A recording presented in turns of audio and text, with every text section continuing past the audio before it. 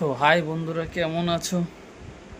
আমি নিজে এরকম ভিডিও বানাই না, তবে এই ভিডিওটা বানাচ্ছি কিছু মানুষকে কিছু জিজ্ঞাসা করবার ছিল যে বাংলায় যে সরকার পরিবর্তন হয়েছে তার ফলে লাভটা কার হয়েছে, কার কার লাভ হয়েছে? গরিব মানুষের লাভ হয়েছে, না মোটামুটি যারা বড় লোকদের লাভ হয়েছে, না যারা খেটে খেত তাদের লাভ হয়েছে? দেখো, তোমরা যেটার জন্য পাল্টাতে চেয়েছিলে সেটা কিন্তু তার ডবল হচ্ছে।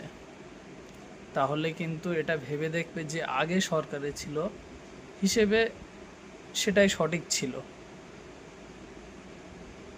কারণ এখন এই হকারদের তুলে দেওয়া হচ্ছে, হিন্দু মুসলমান নিয়ে একটা দাঙ্গা লাগানোর চেষ্টা করা হচ্ছে।